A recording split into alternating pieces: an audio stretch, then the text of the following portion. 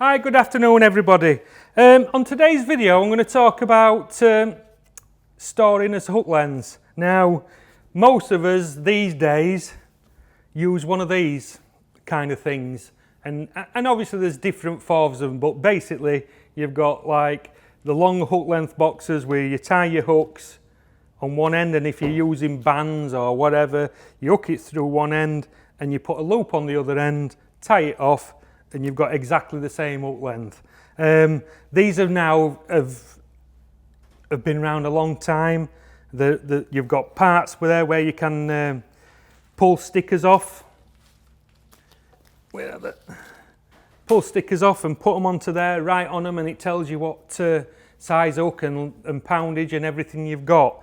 And obviously, as I said, these have been around for a long time now, and most people use these for storing the hooks, but we still have a few of the old lads, because we were situated in Rotherham.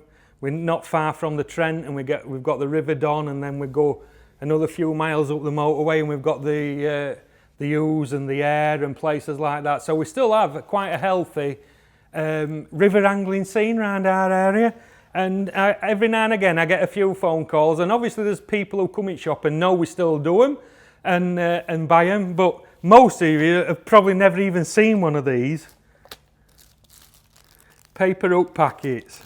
Now I know it's not a big thing in angling or whatever, but as a kid I used to spend hours and hours and hours, and that's probably why I hate it now, tying hooks. So we used to sit down at the table, tie a hook, and you'd make it whatever hook length you wanted size wise. So you tie your hook, pull a metre of line off, tie a loop at one end, or sometimes you didn't even tie a loop on, because we used to use a blood knot and just blood knot the hook lengths together instead of using loop to loop like a lot of people do. But then what you had to do is you had to literally wrap the hook and the line round your finger, and then take it off without trying to get it in the knot, and then you used to open a packet up, and then while you've got the hook in between your fingers, shove it into there, fold the top over, and then you used to have to write on front at packets. Let's think of one of the hooks what I used to use.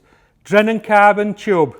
So it's a Drennan carbon tube, size, and this is going back when we used to catch a lot of fish on river and chub and that, but these if you have a look in a tackle shop now and have a look at these hooks, they're tiny in size wise compared to the new hooks what are out these days. Like you'll get a 18 or a 20 in one of them, and have a look at it against an 18 or 20 in one of these new fashioned hooks what we use these days.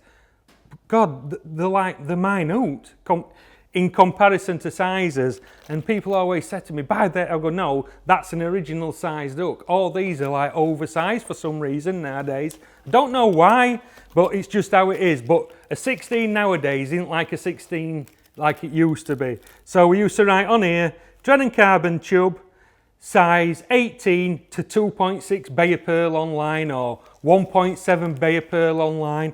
That's basically, that and Maxima is all we used to have when I were a kid for hook lengths. You either had Bay of Pearl on for float fishing and Maxima for feeder fishing for your hook lengths, because it were a lot stronger and durable, and it were in pounds then. You want in all your 0.8 diameter and this, that and other, it was 1.1, 1.7, 2 pound, and you used to have to write it on front of your hook packets.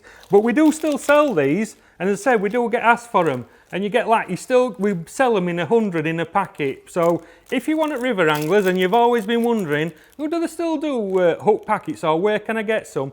We've got some here at Wickersley Angling.